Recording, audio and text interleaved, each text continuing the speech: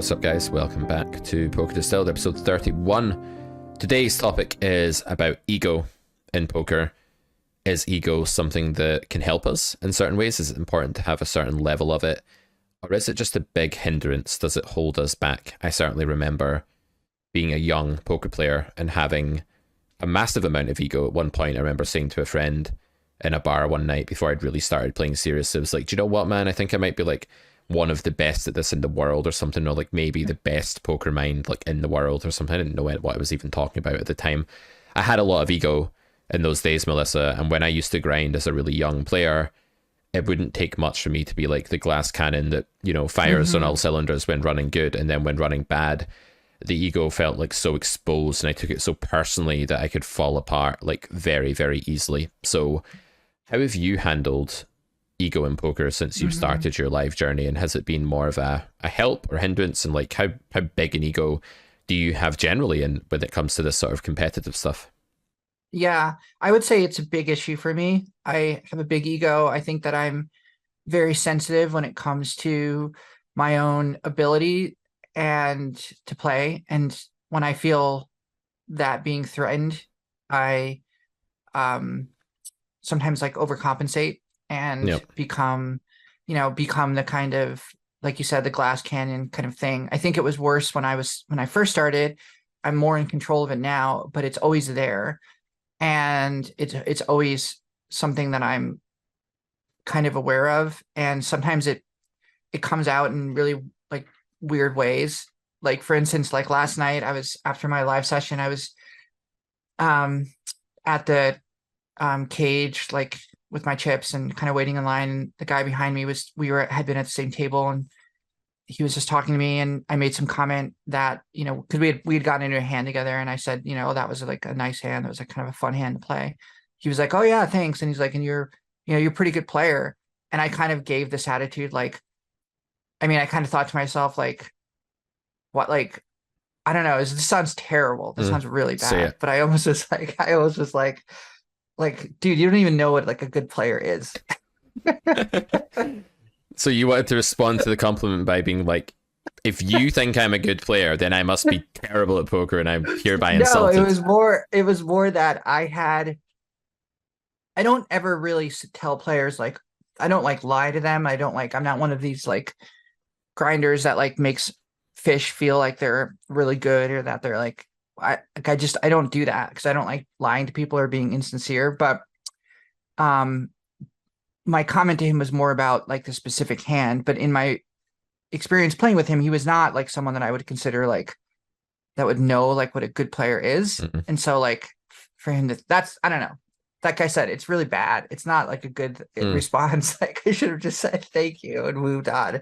But because like I'm such like a basket case when it comes to this stuff, Yeah. and I have like a million different issues going on at any 1 minute. Mm.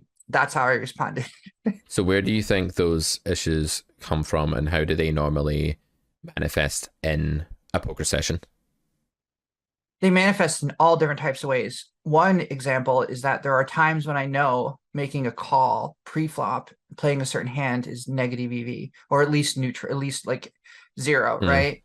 EV. And I do it anyways because I'm like, I think I can outplay this person Okay. post-flop. And it's not that I realize that you could do that in certain situations. But it for me, it's like, it's not always motivated by like the best information in the world. So it's more just like this person, you know, we had a hand together and I lost, or they felt in me in some stupid hand or whatever. And it's like, now I feel like there's kind of this need to get back what I Mm. lost, or there's a need to kind of outplay them. And I think what it comes down to ultimately is this need that I have, that's kind of subconscious, but also conscious as well, of like wanting to bring like some like justice to poker. Mhm. So I spend a lot of time working on poker, studying poker, learning poker. It's a big, enormous part of my life, and I'm extremely dedicated to it. And so when things go wrong, or when, like I feel like I've been bested or something Mm. by a player that doesn't put that kind of work in, Mhm. that doesn't care that much, it just seems so unfair. And so to bring this kind of justice to the world, I then become, the ego kicks in and it's like you're better than them, you work harder than them, so therefore you deserve more chips. kind of Yeah. thing. Yeah, and it's really hard for the brain to detach that from the here and now of the session and the size of the chip Yeah. castles that the players are building in front of them. There is something deeply disturbing about a really bad player with like a massive fortress of chips all stacked Oh up. God, it's terrifying. Yeah, Yeah. there's just something like that's an out of control, maniacal tyrant player that shouldn't have that kind of power. I think it's that sort of thing. Yeah. So Yeah. you like that in other areas of life as well then? Is this something that like before you played poker, you would have still described yourself as someone with a big ego, or is poker like really illuminated that to you for the first time? Um, I've always liked being good at things and I've always been competitive.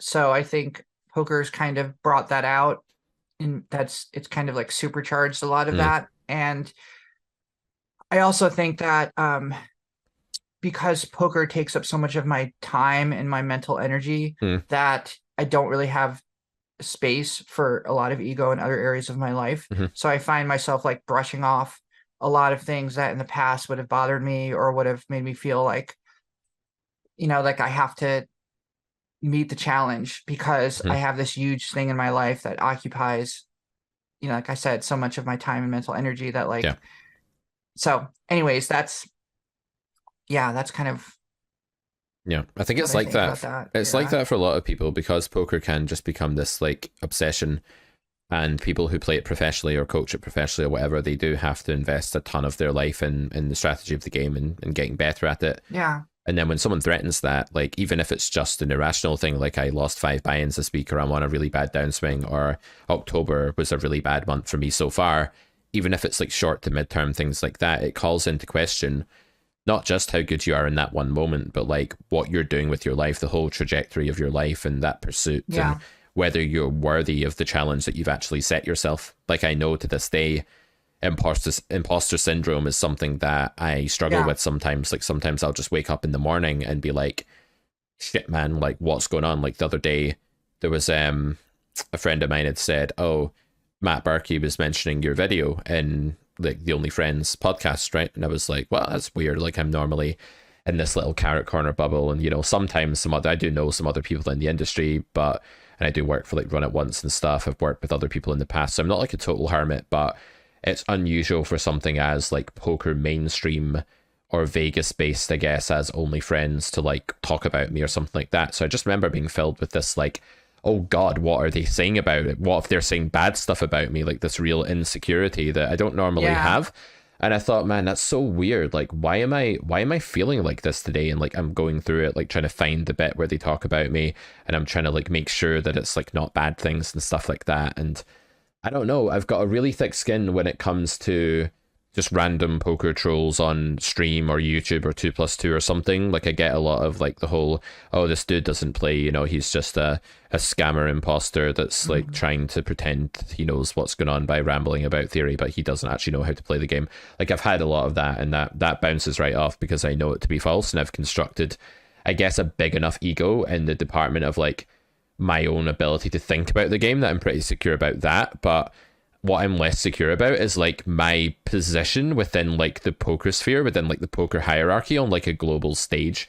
So like if a high profile thing comes out where it's like, oh, this Pete Clark guy was independently reviewed by this famous guy, like I would find that really daunting. I guess it's just like a side Yeah. of me that I've not built up yet. And I think what it goes to show is that like the ego is this thing that's like in some areas, like in your own little niche, you can have like a decent sized ego, but like you can just be, I don't know, I'd call it like your ego is aligned with your ability in some way. There's like a harmony there Yeah. between like how good you are at something and how good you perceive yourself as. And I think with Oh poker yeah. strategy, especially the theory side and stuff like that, I've got pretty comfortable that those two things are aligned, roughly right, Mhm. but when it comes to viewing yourself in like a more broad sense, like where am I in the poker sphere, for example, like what do others see me as that are outside of like my Mhm. subscriber base on YouTube or my audience or my Discord group. I think that's where the ego is like really fragile and vulnerable, and it would take a lot less to sort of hurt it. So yeah, it's weird. It's contextual, right? That we build up our own little safety bubbles. Like you probably feel really secure in like your local game and your Oh card yeah. room. Yeah. But then if you Yeah. were put in like a 5-10 game with like a bunch of Mm-hmm. pros and people looking at you, totally different thing. Or even when you first like Mm-hmm. hired me for coaching, you were probably a bit like Mm-hmm. whole different ball Mm-hmm. game. So I Mm-hmm. wonder if we could Mm-hmm. explore this idea that like ego is this conditional thing where we have different versions of the self or different perceptions of the self, and Mm-hmm. some of them are ego aligned because they're like Mm-hmm. in the right sort of size. The ego is the right size for the ability or something like that. And then we have other areas where the ego is out of whack, like it's either too small, meaning like I am terrified that I see myself as Mm-hmm. worthless in this environment, even though I'm not. Like I'm kind of scared about that. Mm-hmm. Like when I think about like business and what I've done with Carrot Corner, I definitely like when I look at what I've done with the business and stuff over the years, it's actually really quite good objectively. But the way I Mm-hmm. feel about it, I'm always kind of like insecure. I'm kind of like, I'm just really bad at business. I make terrible decisions all Mm-hmm. the time. I'm bad at marketing. It's like misaligned in the ego is too small. With like poker Mm-hmm. strategy, I think it's aligned that the ego is about right with like where my ability is. And there may be other areas where like the ego is too big and I expect more of myself or think I should be more than what I Mm-hmm. currently am, to a point where Mm-hmm. I get threatened when people expose that. Maybe a good example of that would be like actually grinding out at the table, something I'm a bit out of practice at. I probably have Mm-hmm. an idea that I should be better than I am with, the amount of time I've actually spent on that. So I wonder if those areas in your life that correspond to that, or what you think about this ego alignment, this contextual ego alignment thing, and then Mm-hmm. like how is your poker ego aligned compared to your ego in other contexts, or is it fairly static for you across the board? Yeah, I think I think it's pretty static across the board for me. I think that as I've gotten older and a little more as I've matured, I guess you could say, like I have gotten more in control of, I think, controlling those like ego swings, if you will. Mm, So like for me, I guess the part that I like about my ego and that I like about myself and then a quality that I'm really happy that I was born with is mm, that I'm not afraid of anything or anyone at all, like ever. And so the idea of like sitting down, like you said, like at a 5-10 table, like full of pros, like I would do that in a second. mm, And I'm not saying that like I would objectively be like, oh, I'm the best player here. And, if, blah, blah, blah. It would just be like, I can meet this challenge in this moment. mm, And how I meet that challenge is maybe that I lose 10 buy-ins and I walk away broke, but at least, but I'd be okay with that because like that was the challenge that was presented to me. mm, So, um, but I would also do it because I think like no one here is really like, maybe they're a little bit better, but like no one's like that much better. And also I believe in myself and mm, my ability to adapt to different situations. So I would say like all of those are things like I'm really happy with and that I'm, that I think are like really positive parts of my ego. And I think that when I'm in my normal game, that spills over becomes excess mm, because I get complacent and not complacent, but I understand the pool so well and I don't feel threatened by anyone or anything. mm, And there's no one, I mean, just speaking totally bluntly, like I have yet to encounter a live player, and I don't play like in a lot of places. I don't play in Vegas like a ton. I've played mm, in Vegas some, but like I've yet to really encounter like a live player that I would like put in the same category as like a kind of reggy online like 200 NL player that's like understands theory yeah. basically. Like I just don't encounter it. Like I encounter Yep. a ton of live players that know like a lot about poker and that have a lot of experience playing poker, but are still stuck in kind of a early 2000s kind of mode of playing. um, it would be unusual for me to encounter someone that has like a firm theoretical understanding of like what's happening now. Um, maybe these are my famous last words, but but You'll sit but down that's tonight and there'll be like an absolute end yeah, boss, like that's his 22-year-old pressure. kid with like GTO But wizard tattooed on his forehead, like owning you in but every spot. tattooed on his world, yeah, getting the frequencies exactly right every time. Yeah. Um, no, I think also too, like in my experience, like good players in a live setting, like you just don't win a lot of money at those tables. Like you like it's very rare that someone's like crushing it in the sense that you just don't like they're just putting you in spots where you're just like, oh my God, what am I doing? What do I do? I mean, I'm sure it's possible, but it's nothing I've ever encountered. And so I also feel like I'm confident in the amount of work I put into learning about poker. And so I feel like I'm showing up to challenges with sufficient arsenal Mm. behind me where I mean, there's a lot I don't know for sure, and I have a long way to go, but I don't feel ever like I'm, like I don't have the tools I need. Yeah. I think I have like my foundation is strong enough to where I can, you know, survive in most live games, do Yeah, pretty well. I would agree. I think when you've done like theory to a high level, because, and by that I mean like not that you've studied every little intricate Yeah. complexity of the game, but you've done the broad strokes to a high level and you're accurate with like your foundations, and your poker house is built on a foundation of rock rather than a foundation of sand, then you're in a situation where the new stuff that you add to your inventory, it's quite easy to amalgamate it and assimilate it into your game. And therefore, if you are learning a new concept, or you're playing against a new player's kind of style that you've not seen before, or someone's like putting you in spots Mhm. you haven't seen, because you've got that bedrock that you obviously got via like Carrot Poker School stuff, coaching, like the independent study Mhm. you've done as well. I'm sure it's not all from our stuff, but from other places. Like you've buried your head in the online library, and the online Mhm. library affords progress that's hundreds of times faster than a live player that's just like reading some articles or talking to some friends or watching the odd YouTube video. Like the progress is exponentially more. So I think for anyone that has really taken a serious interest in poker theory, it's much easier to just add bits to your game, augment your game in future. So I guess that's why you have all of that confidence. But to go back to this idea that you are never afraid of anything ever, I mean, I don't even know what that would feel like. Like that to me is like a subhuman kind of claim to make. Like an alien race would be never afraid of anything ever. Like to me,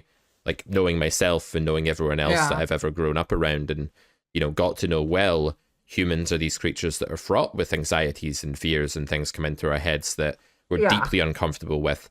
Yet you're kind of saying that's not an aspect of my psyche. Has that always been the case, or is that something you had to No, no, build up to? I let me explain some more about that. Some context. I mean, it sounds like you're just It's claiming to be like an subhuman. alien freak right now. No, Yeah. no, not at all. I would say that I approach competitions Mm, with as little fear. But what I'll say is this: I mm, would never say no to anything right. because I was afraid of.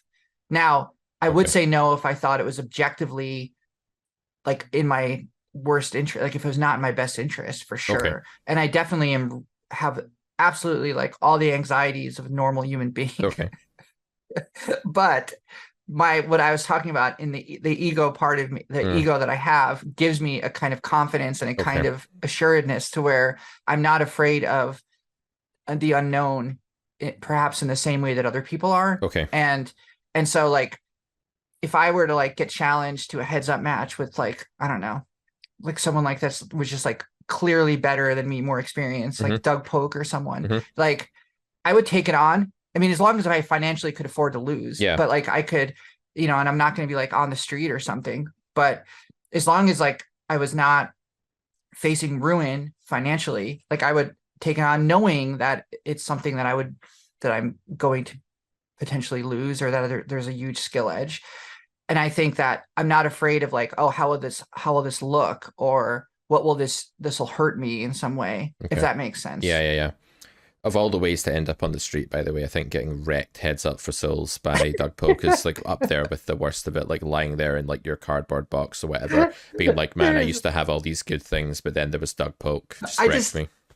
I brought him up because I had watched a heads up match on like a live stream of him and like Rampage playing heads up, and I know he like a lot of people play him heads up. And Yeah. anyways, that was my. But even if I was like in a full rain game or something where I felt like this is my entire bankroll on the table, Yeah.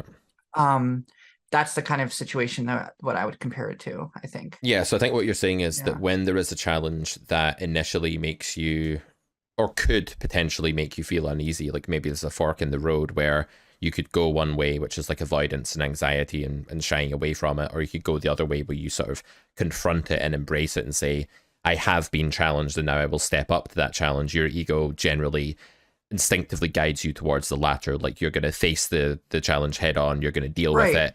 It's very much like a kind of stand up straight with your shoulders back in inverted commas, like approach to life, right? Which isn't surprising, given that obviously one of your heroes is someone that is my alter ego, right? So, but do you know what was quite insulting, right? The other day, I'll just quickly say this. I was at my dad's, and he was talking about Andrew Tate, and then he sort of said, and another person with views like this is Jordan Peterson. I was like, whoa, did you just totally compare universes. Peterson and Tate? Yeah, we won't say too much about that, but I was outraged by it. Suffice to say, I challenged him on that. Good. Well, I'm glad you weren't afraid of meeting that challenge. My dad's probably the least intimidating person ever. So if I was afraid of my dad, I think I'd be pretty screwed, because then I'd be afraid of necessarily every other person in the world if I was afraid of like this mild-mannered, really nice, pleasant man that is my dad. Yes. I'm gonna also what I also want to add to what I was saying before is that I think I've always had a natural curiosity that has kept me from really being offended. So like the reason why I say I have this courage, or whatever you want to call it, is also a mix of curiosity. So it's like, like there's, I think, a common, something you hear among like a lot of people is like, they don't want to hear, like on college campuses, at least in the United States, there's this huge issue with like canceling speakers and saying, we want to deplatform this person because we can't even bear, the vulnerable students in our population can't even bear to hear this person speaking. We don't want to even give them a platform, right? It's like violence, right? I've always like had the exact opposite approach, where I feel like even if someone is saying something or has opinions or a lifestyle that I 100%, disagree with, or even find abhorrent, I still have this like interest, this like weird curiosity of like, God, like who is this person? Like, how does this happen? Like, and I've had enough confidence in my own belief system, my own moral code to never feel threatened in that way. And so when I translate that to poker, is that I have enough confidence in my fundamental skills, my fundamental knowledge, that I'm not going to feel like if I get destroyed by someone who is just objectively much better than me in like a heads up game, I'm not going to go home and be like, everything I know about poker is wrong. I have to re-examine everything. That's what I meant, is that I have confidence in my core understanding that that's really kind of, so I'm not afraid of putting myself in a situation where I might lose, because that core confidence will not ultimately be threatened. At least I have not encountered a case where that could happen yet. Yeah. It sounds like your ego is well aligned with your ability in most places in life. Like you back yourself, you think that you've got the tools that you need to either win and succeed, or go away and maybe like figure out what you can improve on and come back next time and win. So like all experiences, even ones that are sort of short-term failures, are long-term successes in some way, because they're building blocks. There's this saying in business where, there's no businessman that just everything they do is an absolute success. There have to be projects that fail, and you could see those failures as individual failings that the entrepreneur wishes they never embarked on, or you could just see them as, well, you roll a dice, and when you roll a 6 you make lots of money, and when you roll a 5, 4, 3, 2, or 1 you don't. But you've got to keep rolling the dice until you find things that work. That's definitely how it's been for YouTube and Carrot Corner and various courses and products I've released. Some books, some courses, some video series have done way better than I expected, and some have just absolutely flopped and done way worse, and it's not always clear to me like which ones those are going to be beforehand. So I do think you have to like also roll the dice there, accept the failures, and that could be part of the long-term success. Maybe the success isn't all of the individual rolls that weren't 6, but maybe it's how many 6s you were able to roll overall, and maybe to do that you have to roll the dice enough times. And obviously if you have a weighted dice that lands on 6 more, that's good. And I guess what being a good business person or poker player is trying to have your dice land on 6 more often, but it's not always going to, and you're going to have to go away and learn from it the times that it doesn't, so that the chances are increased a bit more next time. So what you're saying, I think, is really similar to what I was saying when I was saying, in certain aspects of what I do, I have this good alignment. It's like I back myself. Like if I get a new student to teach and they're really advanced, and I'm like, shit, this guy's really good, like he really knows his stuff.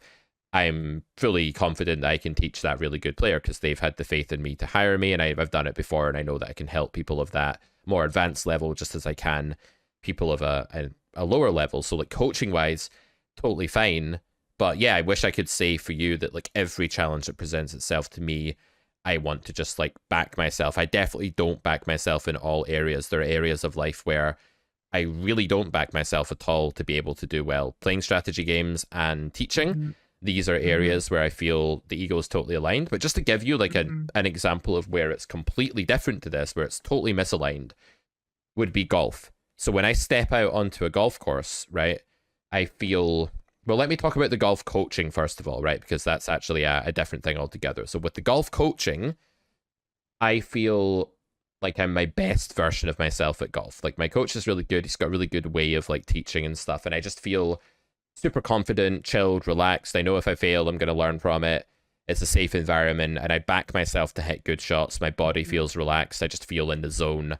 And I'm like, I can't believe how well I fucking play whenever I get a golf lesson. It's like the best I ever hit the ball. And it just feels great because it's like my ego is being supported by something. It's being backed up. It doesn't freak the fuck out thinking it's going to fail. But when I'm out there on the course on my own and someone walks past, like I've talked about this before, right? This is one guy, the secretary at the club, where every time he sees me, I hit a bad shot. So he thinks I am a pretty bad golfer, right? I'm not going to lie. I'm a pretty new golfer and I'm not very good, but I'm nowhere near as bad as this one man thinks that I am, because there's this psychological block now whereby when he sees me, I screw up and hit a ball directly 90 degrees into the trees or something like this. And he'll go, reloading, are you? And I'll be like, oh my God, fucking shut up. I hate you so. I don't actually hate him, but I hate his presence. So it's like this really petrified, insecure kid that's terrified of embarrassment, that's like, you are not worthy. Like, as I line up to hit a shot with someone watching, I even have this voice in my head that's just like, you're a pathetic, like, sniveling disgrace of a golfer. It's like this kind of voice. And when you have an ego like that, that's almost like so small that it's this like horrible buzzing mosquito. The show Big Mouth on Netflix had a character called Tito the Mosquito who would like buzz up into the character's ear and be like, oh no, it's gonna go wrong, everything's gonna be terrible, and it would like speak like this. And then sure enough, the characters would like embarrass themselves in high school or whatever. It's a show about like high school kids, so something mortifying would then would happen straight after that.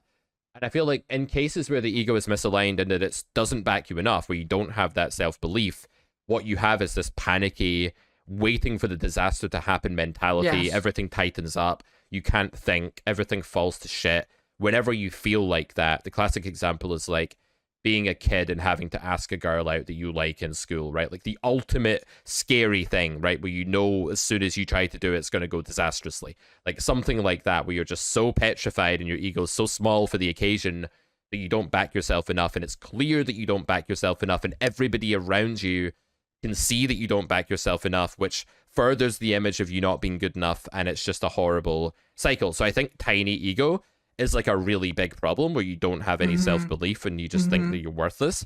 And at the same time, like overinflated ego of like, how dare you, I'm going to stomp on you because I'm entitled to everything and you're entitled to nothing.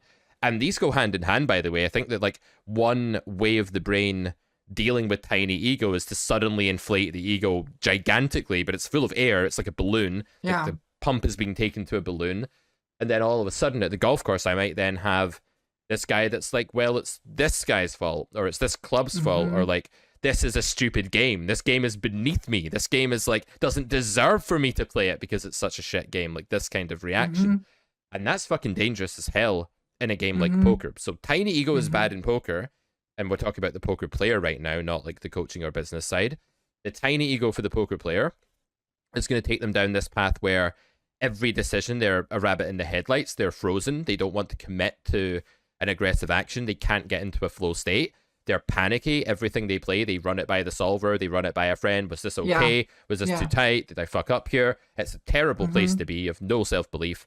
And then at the other extreme of that is like, I'm going to win every pot. I'm going to bully everyone. I'm going to outplay everyone. I'm never going to fold when I should. And I'm just going to like try and force my will onto the game and try and dominate the game through my own sheer inflated ego that's just full of air at the end of the day. So yeah, it's about finding that balance. And to do that, you need to have some ability, and then you need your perception of yourself to be in line with that ability. So I would put it to you that this is a two-stage thing where the ability needs to be of a certain level, but also your perception of it needs to be at that same level. And I think when you first start playing poker, your ability is so low that you're fine as long as you're just like curiously acceptant that your ability is low. It's like, man, I suck at this fascinating, wonderful, complex game. How curious. And like, I love what you said as well, by the way.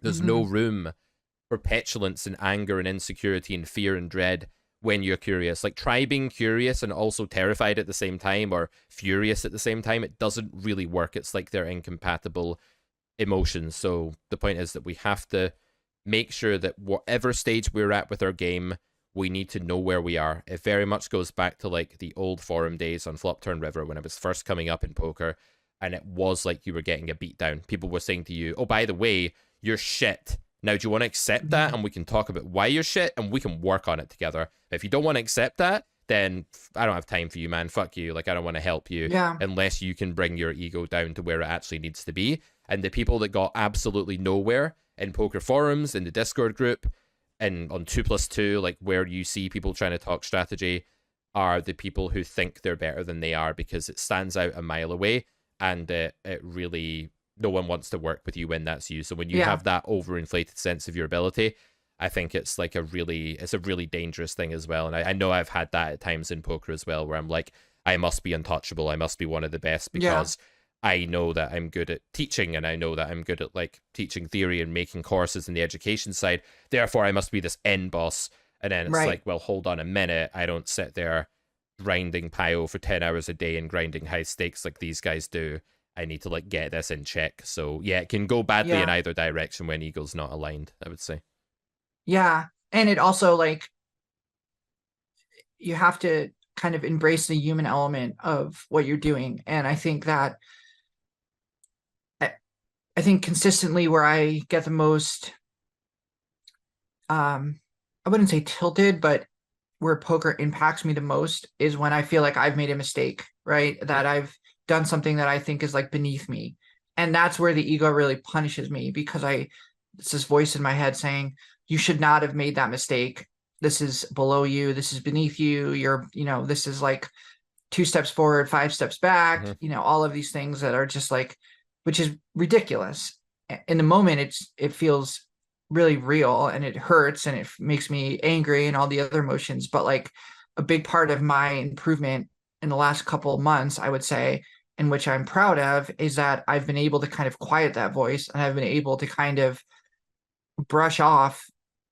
It's not always easy, and I'm not always successful at it, but I've been able to brush off those feelings of like, oh my God, how could you do something so stupid? Like the other night I was in like a double board bomb pot where I like kind of knew that I was not good, and I called anyways. And it was like a really terrible call, and for a number of different reasons. And like I remember losing and just feeling this rage at myself. Like, how could you, so stupid? Like you had a winning session. Now this is not going to be a winning session, kind of thing. And it took a lot of effort for me to be like, no, like, you made a mistake, and that's fine. Like, trying to remember to talk to myself as I would talk to a friend and say, no, this is not the end of the world, and you can move on to the next hand. Let's keep moving forward. And that in itself is like, I think a really powerful tool that I think you have to have as really a live player or online, is like being able to survive those mistakes that you make, and not allowing I mean, you could be like, I made a mistake, and then it's not going to tilt you, but it could bother you in a way that is really damaging. And that's certainly how I am. And I think that when you talk about the balance of the ego between something like when I did relate to where you're saying, I've had these times where I feel like, oh, I know all this theory, I should be this end boss, blah, blah, blah. I did relate to that, because I do feel like that sometimes. And I especially feel like that when I'm in a pool where I feel like I have this huge skill advantage. And it's terrible, because number one, it's like objectively not true. Like you shouldn't be winning every pot. Like that's Yep. not how poker works. Like you shouldn't just be like having one winning session after the next. But it's also damaging because when it doesn't happen, it turns your experience negative. So it makes your session negative so fast. And when it doesn't need to be. So it creates this entire negativity, this air Yep. of negativity that Yep. doesn't need to be there at all and is completely independent from what actually is happening in the game. Yep. And I'll add to this quickly that I feel the tug of ego a lot in bigger pots, especially on the turn. It's and especially or the turn of the river if I've invested a lot into the pot and I feel like I have to win this. I have to drag this pot. I Yep. can't lose this. Yep. Like I've invested so much and I'm better than this opponent and there's just no way that I can lose this pot. That was like a huge leak in my early when I first started playing. I would call it maybe one of my biggest leaks. Mm-hmm. And being able to control that and take a step back and remind myself that this is one pot, like what's the highest EV move, what are, kind of go through the normal thought process is so important because at those moments, like the ego voice, that little fly that you mentioned is in my ear saying, if you lose this pot, not only are you a bad player, but like you don't deserve to play the game, as you put it. I'm glad I've been So able to penetrate into your subconscious and terrorize you while you're in big pots through that YouTube slogan. you have Don't one of our deserve. earliest coaching sessions. You said something that will forever will ever resonate with me, where Sure. you're just like, does a reg ever bluff here? And it was like, why are you calling like in this spot? Like, I don't care that you have aces. Like, does a reg ever bluff here? And I remember like that voice is in my head to this day, where I'm just like, does a reg ever bluff here? No, it's fold. Yeah, there are some situations where like the answer to that is such a strong no that like the It's bluff so percentage might be strong. 5% or 4% or Yeah. something, and it's enough that we could use the word never. I don't like it when people use that word for like 30% or something, because then you're like talking really inaccurately. But yeah, no, it's definitely a huge issue when ego is out of line. I was gonna say something else about oh yeah, I was gonna just give the example of like of bridge as well. Like I play a lot of bridge, as you know, and it's so difficult for me in bridge to forgive myself for a mistake, because in bridge I spot my mistakes. I think I spot them more Mhm. easily than I do in poker, because in bridge you play 24 hands in an evening, right? Like imagine if you played 24 poker hands in an evening of online poker and you were Mhm. involved in them all, you'd really be able to see like where your mistakes were much more easily. But because you play like 1,000 hands in a couple hours online or something like that, and many of them you're like semi-involved, you're partially involved, you call and check fold the bottom of your range on the flop, it's like something super standard, right?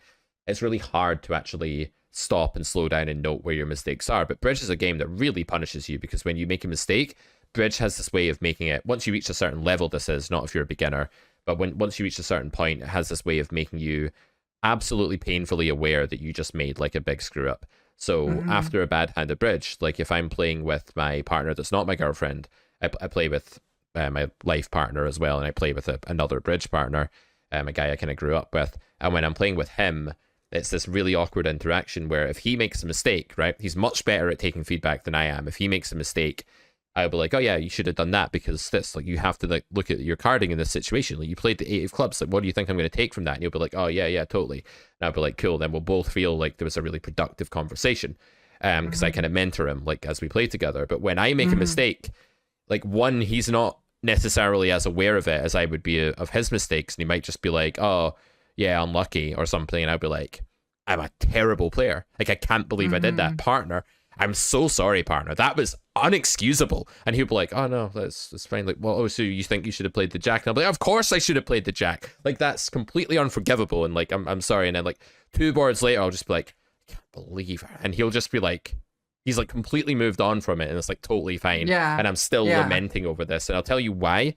It's because of the glass cannon psyche. Again, this like problem that I just cannot seem to shift when it comes to competitive endeavors. When things go well, they go really well. When they go badly, they fall apart. So it's like, okay, I've got this image of myself as like one of the stronger players in this tournament or in this club, which is true. Like, objectively, it's just true most of the time. Mhm. Less so at national Mhm. events where it's stronger, but very true at club level. And I derive a lot of confidence from that when I look around the room, and I wear that like a hoodie. I wear that fucking air of being better than other people like it's a hoodie. Like, it brings me a coziness where I'm like, ah, yes, here I am in my cocoon of being better than people. And as soon as like I make a mistake and I know that I can play some hands, and this goes for poker as well, by the way, so if you're like, why is this dude talking about bridge in a poker podcast, exact same thing happens in poker. If I play one hand, let's say significantly below the level that I normally perform at, that shatters the reflection that I've got in the mirror. It makes me look like something different to myself for that 1 minute, and it's enough to snap me out of that character of that protected, cozy, aloof, better than people vibe that makes me play well. I play well when I'm in that semi-arrogant, not arrogant, that's the wrong word, just like very confident, like sort of seeing my place as being high up in the hierarchy. I'm definitely a person that thrives at the top of, I don't want to say hierarchies because that's not quite right, but like at the top of the thing I'm trying to do. I'm definitely good at like managing other people, maybe not managing others, but like being some sort of leader figure, right? Like that's definitely where I thrive. So I thrive more internally when I put myself at the top of a thing where I'm one of the better people at that thing. Like that's what makes me feel like in touch with myself and perform really well. I put it that way. So when I then butcher a hand horribly or like make a really bad play at poker or whatever, I don't notice it as much there because it's on to the next hand. There's no time. But at the bridge table in particular, at the live poker table, there's more time to notice it. And then I'm just like, well, who the fuck is that? Like, that's not me. That's not this person I was just projecting or seeing myself as. That's somebody way worse. And then it's like, this version of me is then grabbing at me like hands from hell coming through the ground, like these ethereal hands, dragging me down under the surface of the earth into like the pits of like being a bad player. And then I sort of sit there and think, God, I am actually just a complete disgrace. I've never been good at this game. And I sit there for about 5-10 minutes with that kind of feeling until I eventually snap out of that. I'm so bad at going, oh, we have dips. Like if my normal level of performance is 100, then some hands I'll be 150, and other hands I'll be like 20. Every once in a while I'll be at like 5, just randomly one time. And that is really, really hard for the human psyche to grasp, that occasionally you can just perform way below your level. So like you said, this is beneath me. It would be beneath you if it happened on a really regular basis, right? Then your ego would be miscalibrated. It would be too big for your actual level. But because it only happens rarely and you only notice it, therefore you notice it in a really big way when it happens, that's actually proof that you are at the level that your ego wants you to be at, because this is such a standout thing, because it feels so unexpected and crazy for you to perform that badly. That is proof in and of itself that your normal level of performance is way higher. And while I know that consciously, you know, it's 3 boards later in a bridge tournament and I'm still cursing about how I didn't attack the clubs before drawing trumps or something like that at the bridge table, or still cursing about the fact that that was clearly a fold at the poker table or whatever. So yeah, it's hard. I think the key, I think what you just mentioned is the key really, where I, like you, perform at my best when my ego is a little bit inflated and I feel like I'm kind of at this level of I'm performing at a high level because I have the skill edge and I just understand the game better than anyone at the table, and I'm the best player here. Okay, like whether that's objectively true or not, just put that aside. But that feeling allows me to play at my best. But when you're at that level and you have and you make that mistake and you come crashing down and you start feeling yourself getting dragged underneath the earth, as you put it, imagine the power of not allowing that to happen. Imagine the power of being able to stay at that level of like a little bit inflated ego. And operating at that level despite the fact that you make a mistake every now and then. And I think that for me personally, I am always reminding myself, like, imagine how good it will be if I can get through this without having it negatively affect my game. So like, that's the challenge that's in front of me. And I think I've mentioned this before, but I try and always recognize and acknowledge the challenge that poker presents in the moment. So the challenge that poker presents is not going to be the same across an entire session. it may not even be the same across an entire hand. Mm. It may change on each street. It will change on And each so, street. It will never be the same yeah, across the entire hand unless you're all in on one street that's really unless hard. you're all in, right? Exactly. And Yep. so but on so you have like a kind of macro challenge of being like, I want to make sure that I, have a successful session and da Mm-hmm. da da and all of that. But your micro challenges are constantly presenting themselves both technically and then the mental side of it. And I think the mental side of it for me is understanding, okay, the challenge right now is to not allow myself to be dragged into this pit of despair Mm-hmm. because I've made like a really bad mistake. The challenge of this is to not get angry or feel like I need to fight for a pot that maybe I felt like I was entitled to pre-flop or on the flop, and is now, I'm now in a fortune reversal spot, Yep. or is being taken from me. Like this happened last night in the session I was playing where I turned like trip aces, and it's like a flush. It was a flush board, and I bet, and I get raised, and then the river is a blank, and the villain just jams, and it was just like so. It felt so unfair in so many ways, but it also felt like there's this ego voice that comes. It's, oh my god, he's bluffing you. He's obviously bluffing Mm-hmm. you. This is a total bluff. Blah blah blah. And I thought, okay, well, no, and let me think like what bluffs are here, and all the other factors that go into my mind when I'm evaluating like whether I have a bluff catcher or not, Mm-hmm. and the sizing of the bet, all that kind of stuff, whatever. But I ended up folding, and it sucked. It was such a painful fold and such a painful hand. And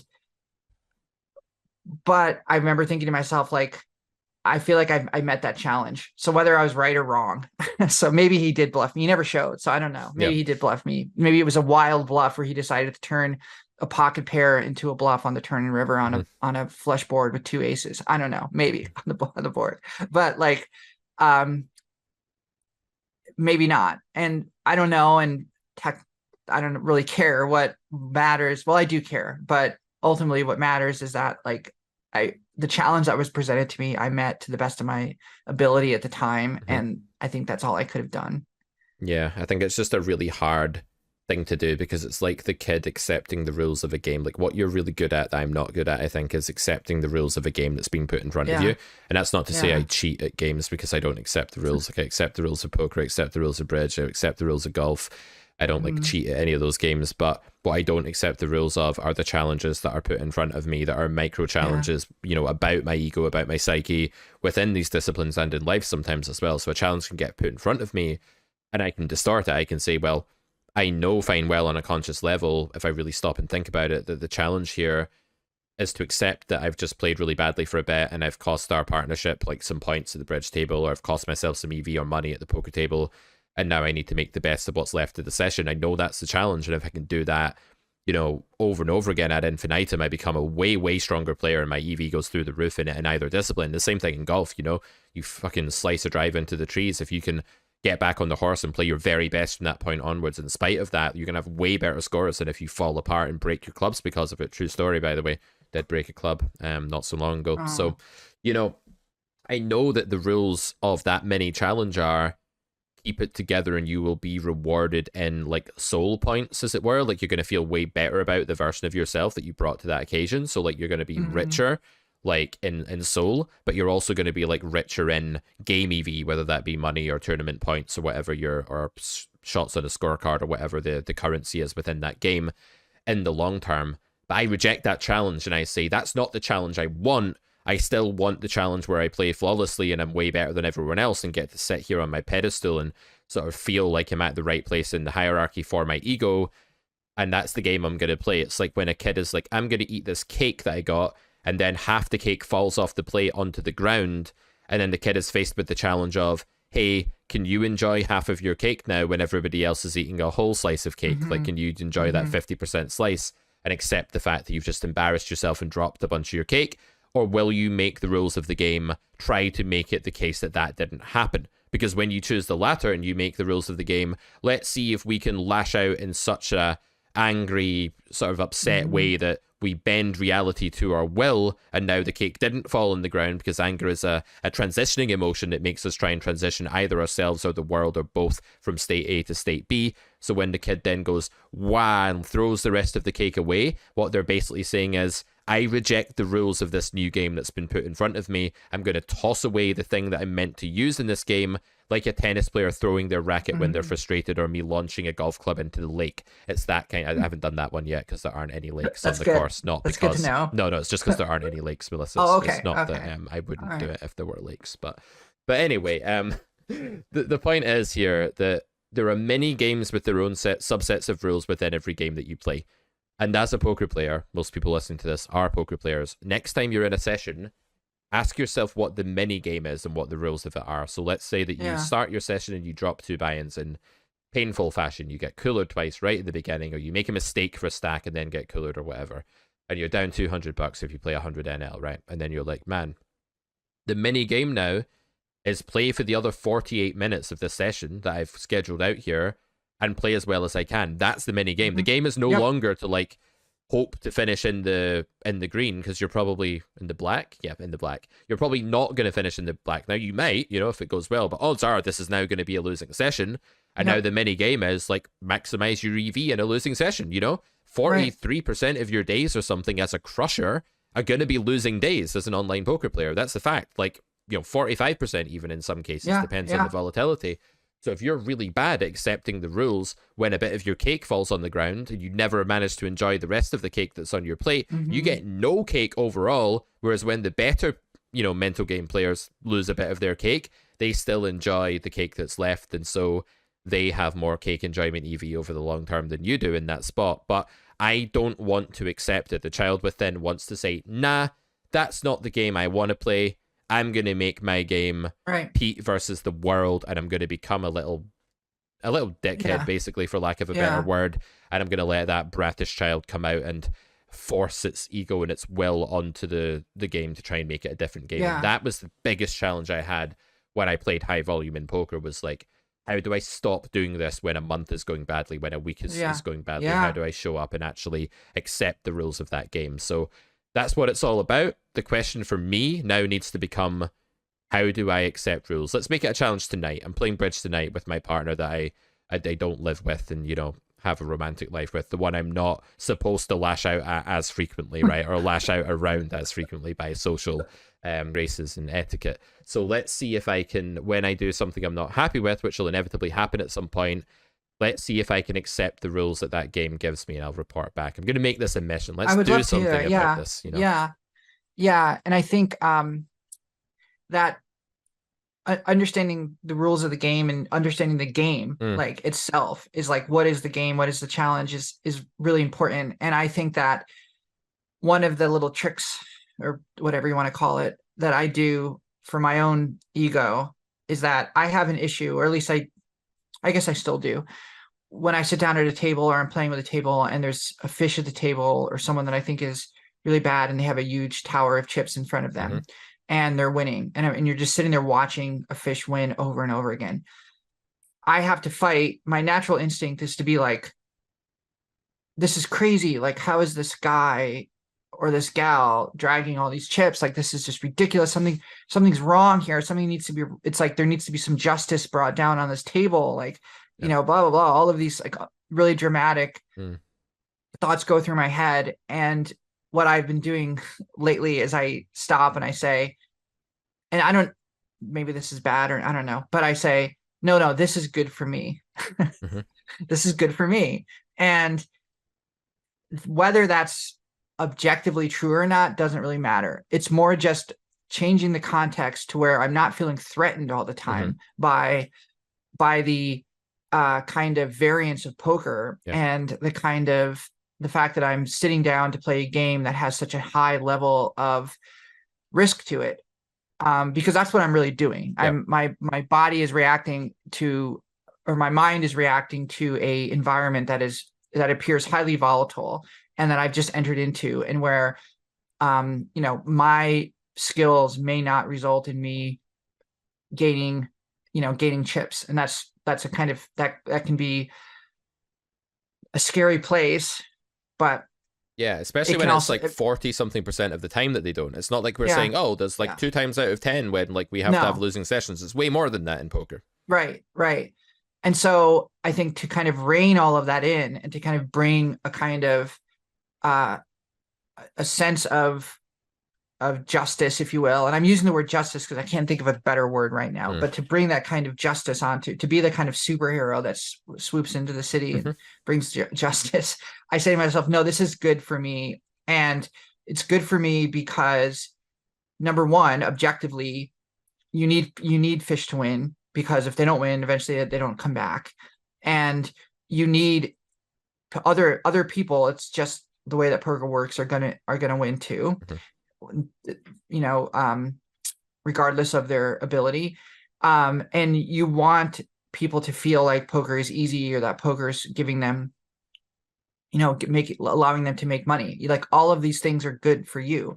And in the long run, it's going to work in your favor. And that sounds really selfish and it sounds kind of zero sum, but that's poker, and poker is zero sum. And so me telling myself that gains me some perspective on what's happening and takes me out of this kind of fight or flight mode that my brain naturally wants to go in, and allows me to pull out and look at, you know, from a 30,000 foot view, like we talked about last week. I think it was last week or the week before, like, you know, playing Risk, looking at the entire board, looking at the entire world below you.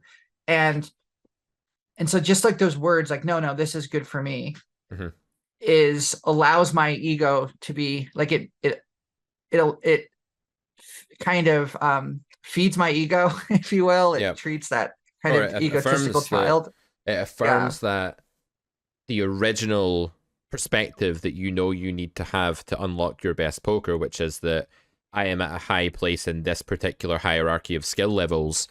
It affirms that place, even though the visual evidence of the chip towers is to the contrary. So I think what you're actually doing is just assuring your visual processing brain, or assuring the effect of what your visual processor's just done, that actually, no, don't worry, this isn't the evidence. Like, we are still where we thought we were, in spite of like this guy having a massive empire state building of a chip stack and me having like a little cabin of one. Yeah.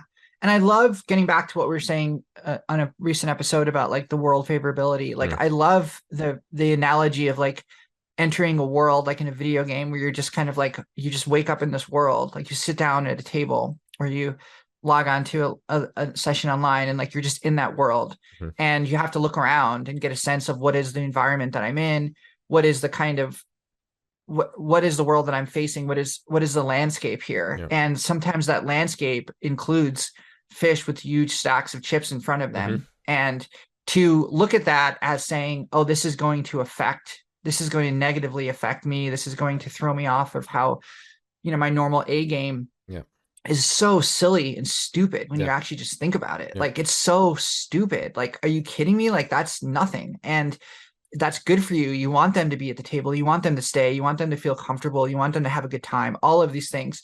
You don't want them to have, you know, a small little chip stack and feeling like everyone's running over them and that poker is unfair and dominated by these sharks. Like, you just don't want that, because over time, like, you see it happen. It's actually quite brilliant, where like if you play like I played like a 14-hour session the other day, and like a live session, and it was quite incredible, because you see over the course of all that time, you know, various players sit down and leave, other ones come, blah blah blah, but you see like slowly like the chips go toward like go where they're supposed to go.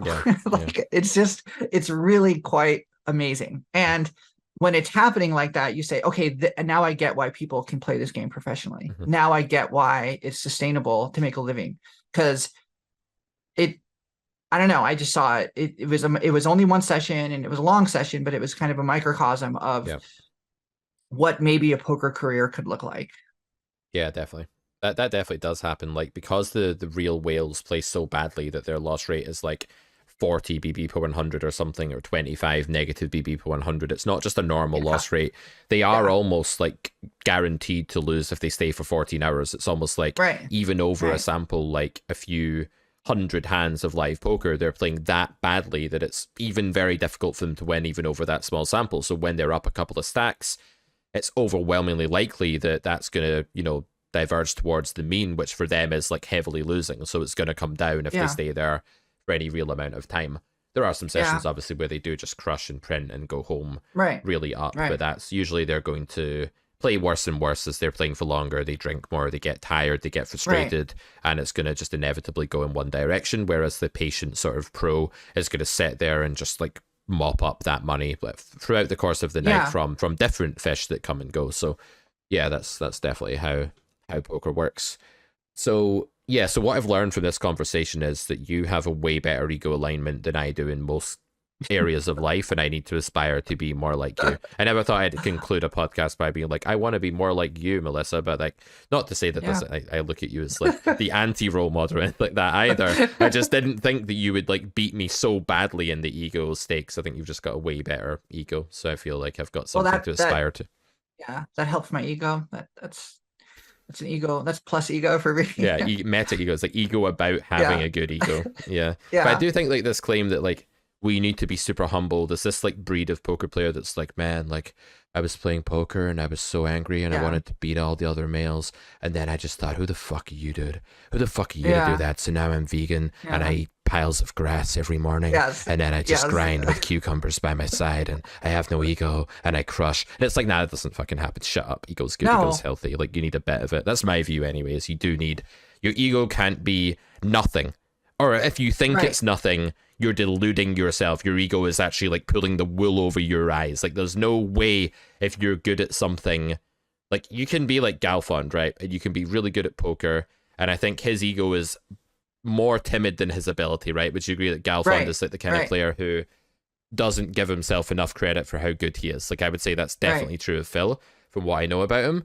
But at the same time, it's not that he thinks he's like a shitty, terrible beginner fish. Like it's not that either. It's not like his ego is literally zero. It's just that it's Right. somewhere below his ability. And there's a difference as well between modesty and ego. And I think people confuse this a Right. lot of the time as That's well. You can have a exactly big right. ego and internally see yourself as being on this like high rung of the skill hierarchy Yes. for a particular game, but you don't have to project that outwardly. You might just be projecting yourself as a humble, nice, polite person.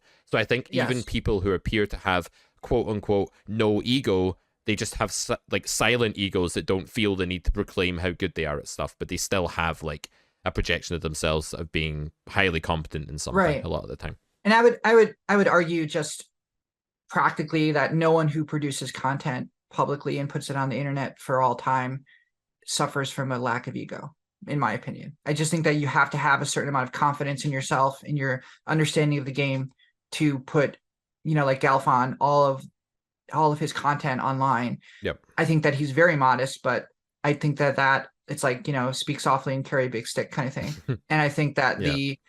the I don't know, like for me personally, the only thing I put out there content wise is this podcast, Mhm. but I never I would never like put out a training video, at least not now. Maybe that'll change like years and years in the future or something. Yeah. But like for me, it's like, I don't feel like I have that level of ability to be able to instruct anyone on anything. Mhm. I just have my own world that I live in, and I also feel like I'm so extremely intensely interested and focused in my own pursuit that to get off that pursuit, Mhm. to like divert myself into like saying, okay, how do I translate that into like like education or teaching or spreading kind of knowledge, is like, I don't know. I just have never thought of it yet at all. Yeah. I mean, Yeah. and when I do talk about strategy or whatever, like every once in a while, like people I play with will ask me strategic questions, and I always say to them, like, I don't talk strategy at the table, but like happy to talk after the session's over. Mhm.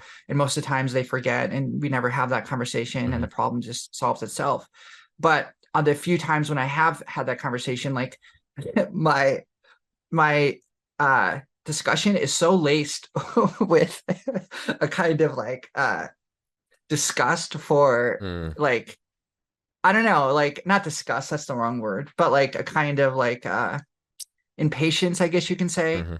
that either I can't communicate what I'm thinking effectively because I don't have the tools yet in my poker vocabulary to Mm. communicate what I'm thinking, or I feel like the person I'm talking to wouldn't understand what I'm thinking because they don't have that, they're not as advanced or whatever.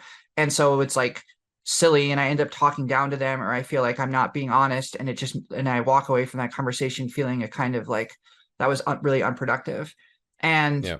this makes me sound like some super like autistic person, but I'm not. It's generally just like I don't have I haven't developed a vocabulary around poker to really articulate exactly how I think about it and play. Yeah. And so I'm very comfortable doing my own thing. That may change at some point in the future, but ultimately, like that's kind of where I reside. Yeah, totally. No, I think you do need a certain level of thick skin to like put stuff out there. I wouldn't say it's Yeah. always that you're really secure in what you're doing. Like there's definitely times when, you just get a bit paranoid and worried that like, well, what if this isn't a good video, or what if this video doesn't do well, or whatever. Like there's definitely always a risk with putting yourself out in the public space, but certainly the more you do it, the more you just become like aware that all of that is a part of the job, really. But yeah, I think when it comes to ego, like we need to differentiate a lot between this outward kind of defiant, loud child like version. People talk about ego and they mean that, and then like just the level of confidence and a projection of your own self-worth, which could be just like an inward thing.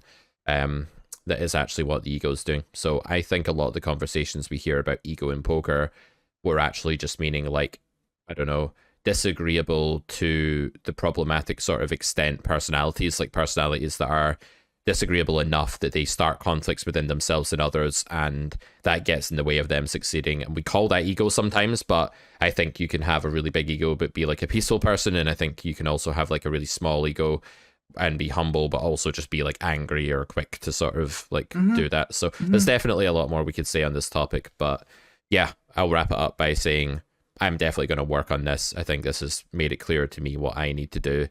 And yeah, hopefully you've got something out of this other than just moral superiority as well. Yeah. Yeah. Thanks for listening, everyone. And yeah, we appreciate it. Leave comments, likes. We appreciate all of that. And thanks for listening. Yeah, and check out carrotcorner.com if you want to listen to me rambling academically for hours and hours and hours. Definitely would recommend it. It's awesome. It's awesome. It's really awesome. Restoring my ego. Pete's being modest. Pete's being modest about his school. It's really great.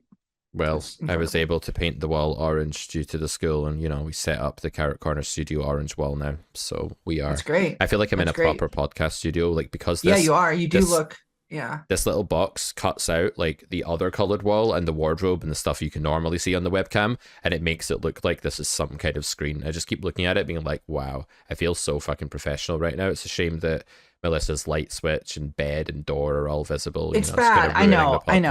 But give me some time, and I'm going to like make myself more like professional in the podcast sense. You gotta grind it out, man. You gotta take all the money and you gotta buy a green screen by grinding it out, man. The 1-2 games.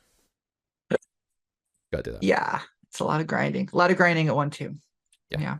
Because that's the belief of the grinder is like, I'm going to start at 2NL online and everything I buy for poker will come from my bankroll. It's like, cool, see you in like 55 years then. Like, great.